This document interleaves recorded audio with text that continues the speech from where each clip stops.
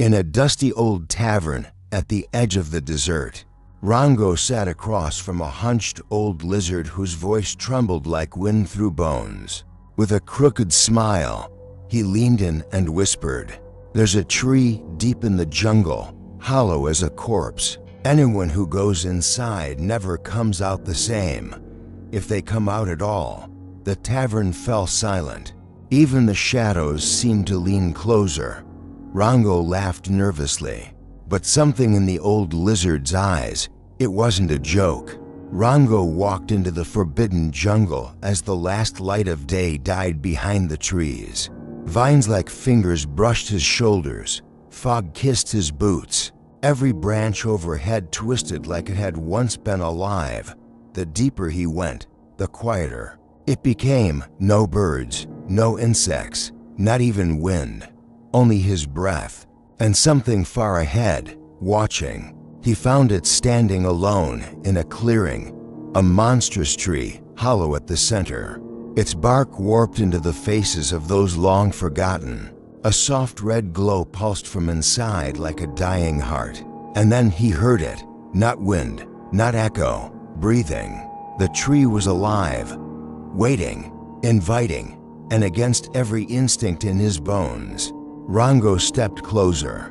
As Rango stepped into the mouth of the hollow tree, the world outside vanished. The air turned thick and wet like it was being swallowed. The walls inside weren't made of bark. They were warm, they pulsed, and then a whisper, "You came. Too late." He spun around, lantern raised, but there was no one there.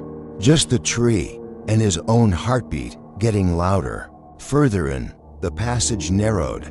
Strange markings clawed into the walls, names, prayers, pleas. Rango's lantern flickered, and in that instant, the walls whispered. Dozens of voices, desperate, hollow, like people trapped in the wood. "Let us out," they moaned. "Don't leave us here."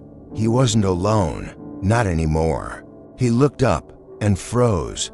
A pale woman with twisted limbs crawled along the ceiling, her head spinning unnaturally. Hair soaked in blood dragged behind her, her eyes locked onto his. Empty, endless, she opened her mouth, wider than human, wider than real, and spoke without sound. And then she dropped. The ground squelched under his boots, roots slithered up, wet and pulsing, wrapping around his legs like they were tasting him. Red liquid seeped from the bark, bubbling like blood. He pulled, kicked, screamed. The roots didn't care. They weren't trying to hold him. They were trying to claim him. He found a mirror growing out of the tree itself, ancient, cracked.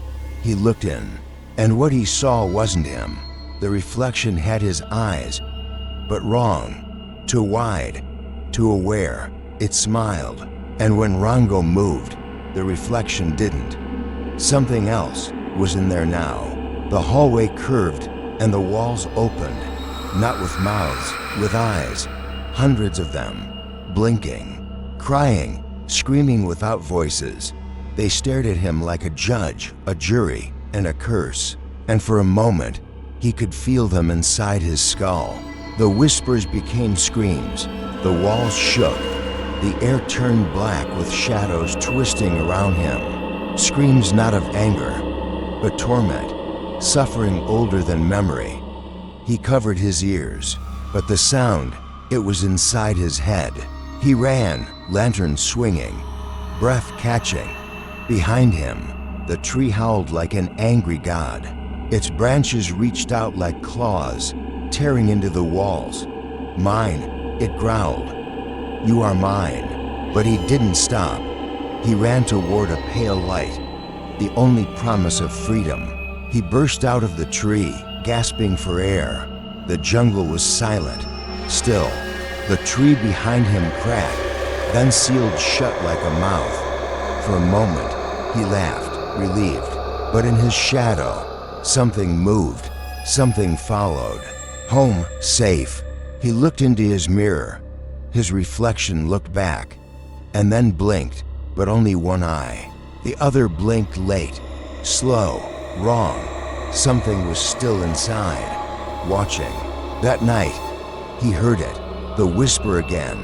But this time, it wasn't from outside. It was under his skin, in the quiet. He opened his mouth to scream, and instead, he whispered back, "They say the tree takes a part of you." But for Rango, it took everything. His eyes turned hollow. His breath echoed like wind through bark. And sometimes, when the jungle is quiet, you can still hear him whispering from the tree that walks